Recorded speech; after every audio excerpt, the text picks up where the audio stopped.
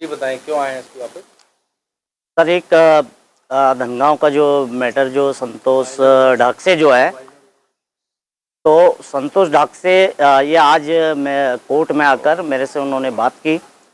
उन्होंने उनकी जो पीड़ा थी वो पीड़ा मुझे बताई कि भैया कल हमारे साथ मुझे भर चौराहे पर वहाँ का जो सरपंच है कृष्णा बिरला, उसके द्वारा मतलब चौराहे पर मेरे साथ मारपीट की गई और उस मारपीट के उपरांत मैं थाने में एफआईआर दर्ज करवाने गया। मेरी थाने वालों ने भी सुनी और मेरी एफआईआर दर्ज की, जिसके अंतर्गत 294, 323, 506 और एट्रोसिटी एक्ट के माध्यम से उनके ऊपर मतलब जो सरपंच है कृष्णा बिरला, उसके ऊपर ये धाराएं में एफआईआर दर्ज कर दी उन्होंने।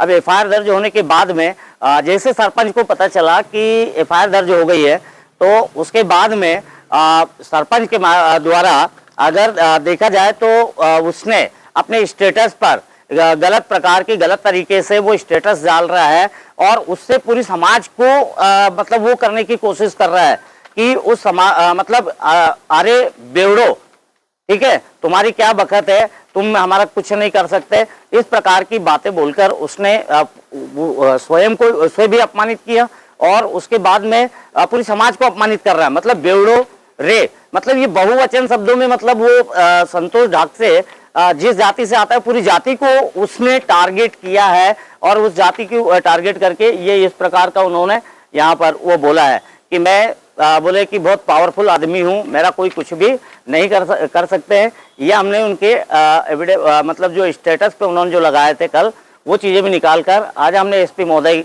के समक्ष यहाँ पर एक ज्ञापन भी सौंपा है।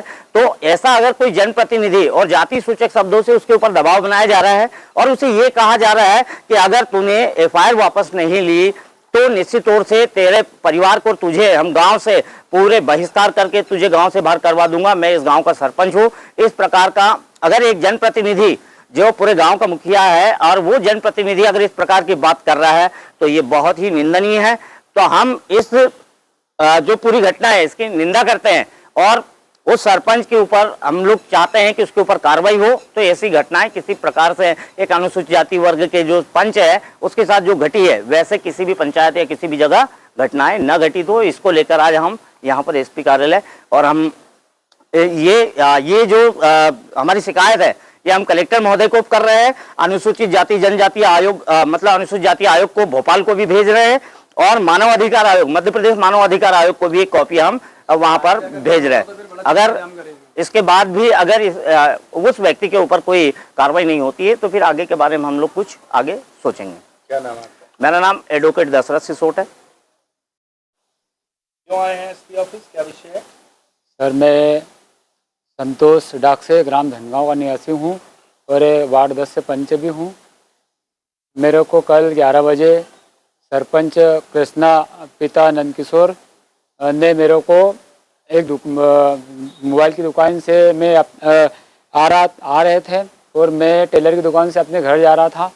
इतने में मोबाइल की दुकान से सरपंच आया और मेरे को बोला कि तूने बहन को क्या बोला। मैंने कहा कि मैंने कुछ नहीं बोला।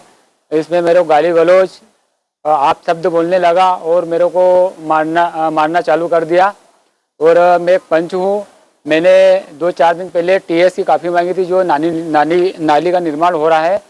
उससे मैंने सचिव महोदय को और सरपंच को बोला था कि भैया वो जो नाली निर्माण हो रहा है वो कितनी लागत से बन रहा है, उसमें मजदूर पेमेंट क्या है, सरिया कितनी इंची पर लग रहा है, ऐसा मैंने पहले बताया था। उसकी वो हवस निकाल के मेरे को आप शब्द बोल के 100 किलोमीटर 50-60 किलोमीटर तो मारता मारता ले गया मेरे को और मेरे को बोला कि रोड पे अगर तू दिखा या पंचायत में दिखा तो तेरे को जान से मार दूंगा। क्या नाम बताया आपने अपना?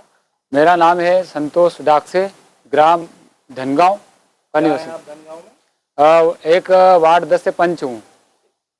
अभी आप कहाँ हैं? अभी मैं खंडवा में एसपी कार्यालय के समक्ष खड़ा हूँ। क्या डिमांड है आपकी? क्या मेरा डिमांड ये है कि एक गांव का मुखिया होने के बाद एक पंच को मार रहा है, आप शब्द बोल रहा है, तो सर ये मेरे साथ अन्याय हुआ है। मेरे को क्षतिग्रस्त किया है सरपंच ने। सर मैं न्याय चाह रहा हूँ। फ्री होम डिलीवरी के साथ खंडवा कूलर लाया है 3990 में 1 सीजन वारंटी वाला कूलर और 2 सीजन वारंटी वाला कूलर 4500 रुपए में। इच्छुक व्यक्ति दिए गए नंबर पर संपर्क करें।